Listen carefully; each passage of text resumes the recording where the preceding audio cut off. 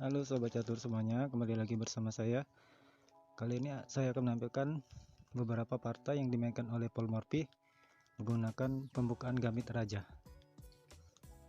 Di game pertama ini Paul Morphy melawan Alonzo Morphy pada tahun 1848 di New Orleans, kota kelahirannya sendiri. Pada saat itu Morphy masih berumur 11 tahun, dan disinilah baru terlihat bakat dari seorang Paul Morphy sebenarnya. Karena menurut paman dan ayahnya tidak ada yang mengajarinya bermain catur, dia hanya bisa sendiri memainkannya dengan melihat permainan antara paman dan ayahnya. Baiklah, kita lihat partainya. Di sini Paul Morphy sebagai putih mengawali langkah dengan E4, E5, F4. Ini adalah gambit raja.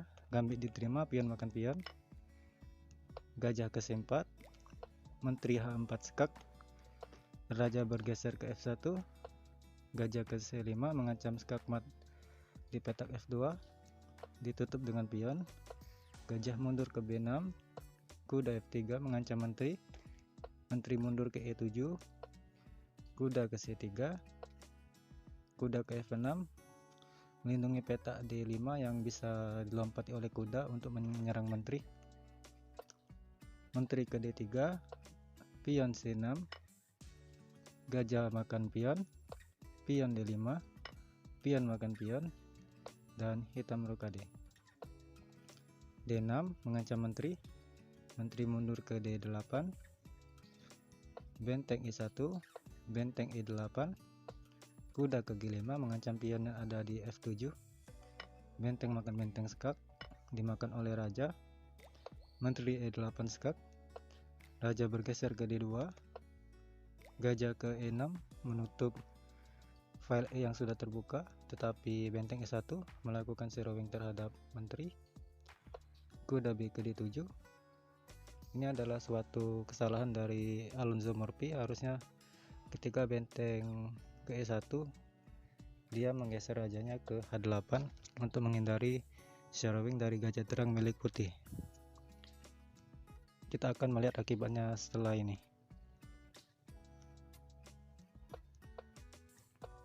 Kuda B ke D7, maka kuda makan gajah, pion makan kuda, benteng makan pion, dan sampai di sini Alonzo Morphy menyerah. Karena di sini Paul Morphy memiliki dua ancaman ya. Yang pertama, benteng mengancam menteri, yang kedua adalah serangan discover double skak dengan benteng ke E8. Di sini langkah terbaik adalah raja bergeser ke H8, tetapi menteri akan hilang. Benteng makan menteri skak dimakan lagi oleh benteng. Atau jika di sini menteri melindungi diri, misalnya ke G6, maka ini pun malah lebih buruk. Benteng ke E8 double skak mat. Sungguh indah permainan dari Paul Morphy ini ya kawan-kawan. Langkah-langkahnya tidak terlalu rumit, sederhana, tetapi sangat mematikan ya, sangat akurat.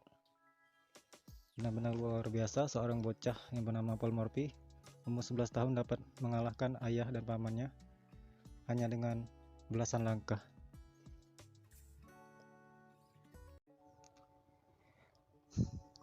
Halo kawan-kawan, game berikut terjadi di New Orleans tahun 1849 saat Paul Morphy melawan seseorang yang mempopulerkan Rousseau Gambit. Dia adalah Eugene Rousseau. Di sini Morphy memulai langkah dengan E4, E5, F4. Ini adalah gambit raja, pion kali F4. Jika sebelumnya Morphy menggunakan variasi gajah C4, ini mengizinkan menteri skak di H4 ya. Dan kali ini Morphy menggunakan variasi kuda ke F3, tidak mengizinkan menteri skak di H4, pion G5, pion H4, pion G4 mengancam kuda, kuda ke G5, pion H6, dan di sini kuda terjebak. Kuda tidak memiliki jalan balik, Tapi Morphy sudah pasti sudah memprediksi langkah ini. Dia sudah memikirkannya dengan baik dan melihat beberapa langkah selanjutnya. Di sini Morphy memakan pion, mengancam menteri dan benteng, sehingga raja harus memakan kuda.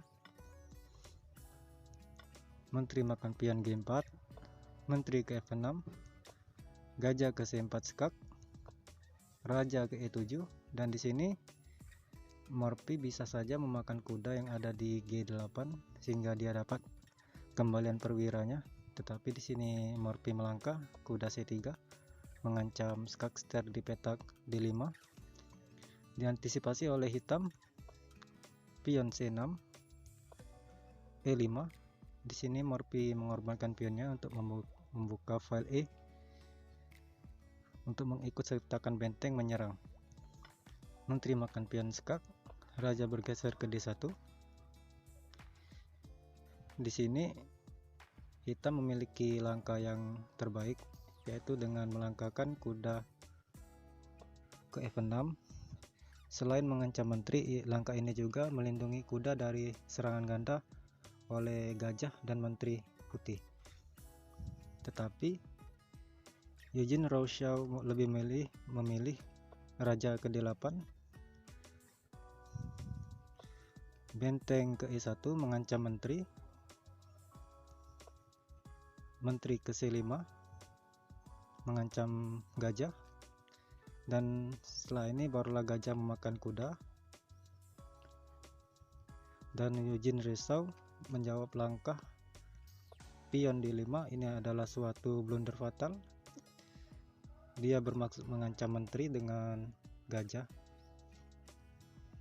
Tetapi di sini Morphy memiliki langkah paksa, benteng E8 skak. Raja harus makan benteng ya.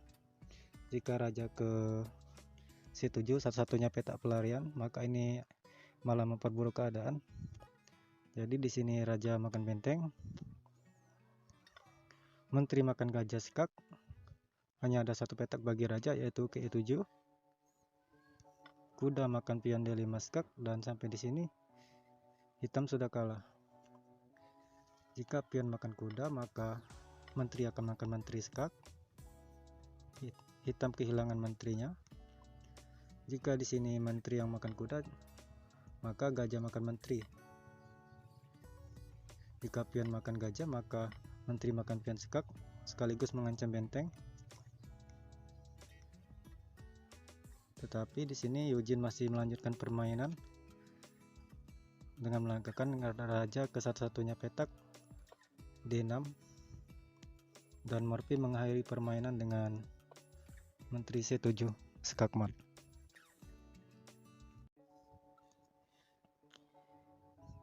Game berikut masih terjadi di New Orleans tahun 1849. Paul Morphy melawan James McConnell, salah seorang dari sahabatnya sendiri.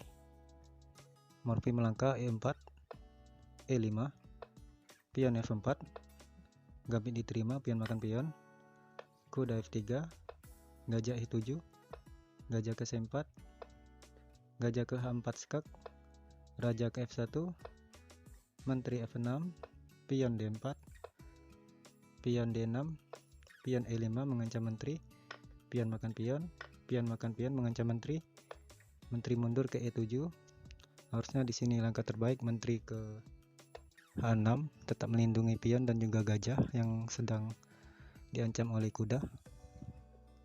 Tapi di sini menteri mundur ke E7, kuda ke C3 dengan langkah lanjutan ke D5 mengancam menteri, diantisipasi oleh hitam dengan pion C6, gajah ke F4 memakan pion, gajah ke G4. Harusnya di sini langkah terbaik adalah gajah ke F5 untuk mencegah kuda bermanuver ke petak E4, atau menteri ke B4 untuk mengancam gajah sekaligus mengancam pion lemah yang ada di B2. Jika di sini menteri ke D4 untuk melakukan serangan skak yang kemudian akan memenangkan menteri, mudah saja. Gajah mundur ke E7 melindungi menteri dan juga melarikan diri dari serangan kuda. Kita kembali. Di sini gajah G4, kuda ke E4, dan sampai di sini James McConnell menyerah. Karena di sini perwira putih sangat aktif, misalkan saja dia melangkah kuda ke D7, maka kuda akan skak ke D6. Raja bergeser kemanapun, maka akan kuda memakan pion sekaligus mengancam benteng. Langkah terbaik di sini adalah pion mengancam gajah. Jika gajah mundur, maka benteng ke E8. Jika kuda makan benteng, maka kuda makan pion mengancam gajah. Dan langkah terbaik di sini juga memakan kuda.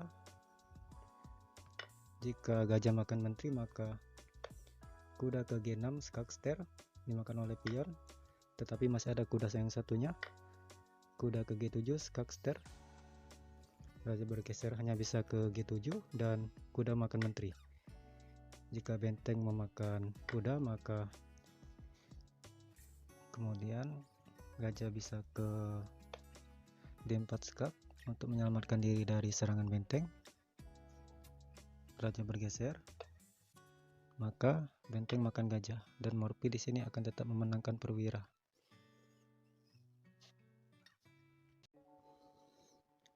Game berikut terjadi masih di New Orleans tahun 1849, dimainkan oleh Paul Morphy melawan NN.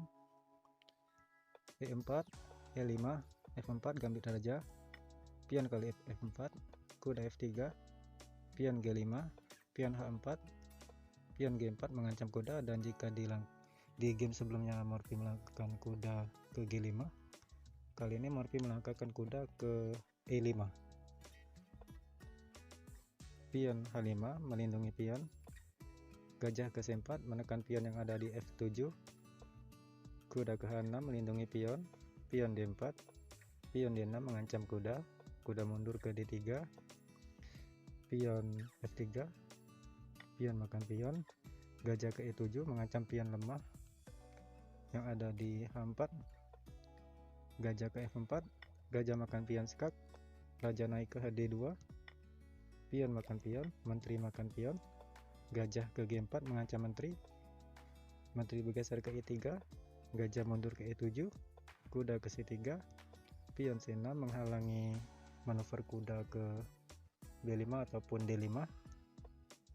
Benteng A ke F1, pion F5 menantang pion, pion makan pion, kuda makan pion sekalian mengancam menteri. Menteri naik ke E6, kuda makan pion D4 mengancam menteri kembali. Dan di sini menteri melakukan langkah yang mengejutkan yang membuatnya memenangkan perwira. Apakah teman-teman bisa melihatnya? Ya, di sini menteri makan gajah, pion makan menteri, maka benteng makan benteng skak. Di sini jika gajah menutup, maka putih akan tetap memenangkan menteri hitam dengan gajah makan benteng, benteng makan gajah skak, raja makan benteng, gajah makan pion skak, raja cuma bisa ke E8, benteng ke F8 skak ster, raja naik ke D7, kuda ke C5 skak. Jika raja memakan gajah, maka kuda makan pion skak ster. Jika raja ke C7, maka kuda memakan menteri. Dan di sini Morphy memenangkan perwira. Tapi di sini NN lebih memilih langkah raja ke D7, maka benteng makan menteri skak. Dan setelah langkah ini NN menyerah.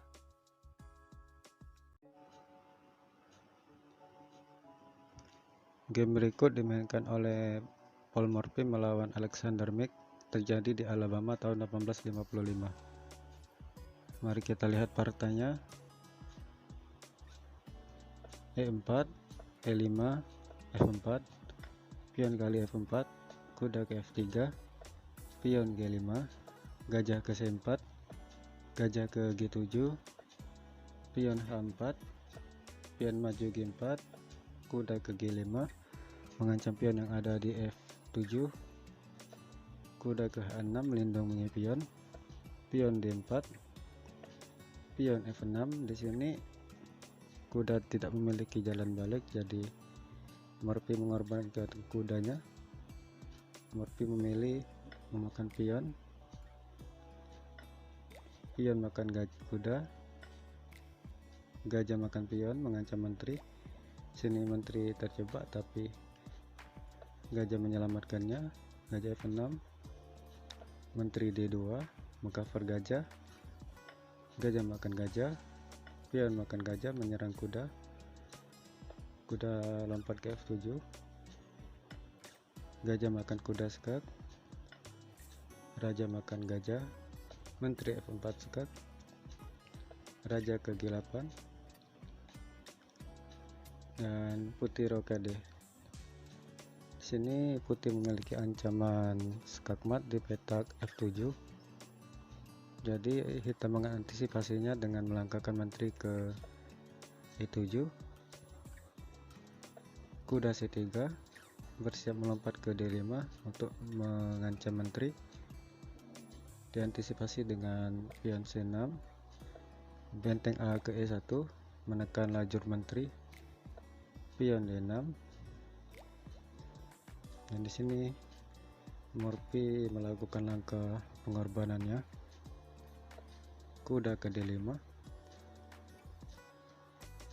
dan hitam menerima pengorbanan, pion makan kuda, pion makan pion, membuka file E, benteng mengancam menteri, dan sampai di sini Alexander Mech menyerah karena di sini menteri tidak bisa lagi melindungi 3 petak lemah hitam, yaitu petak E8, F8, dan F7.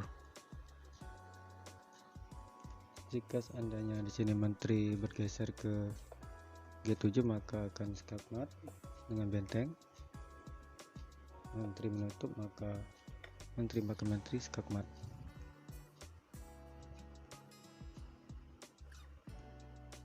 Atau jika di sini menteri bergeser ke D8 maka menteri F7 skakmat. Kita kembali. Lalu bagaimana ketika di sini hitam tidak menerima pengorbanan melainkan menggeser menterinya ke G7 misalnya? Ya tetap di sini kuda akan skak, raja bergeser misalnya ke F7 maka kuda H5 discover skak sekaligus mengancam menteri, dan menteri juga tetap akan hilang.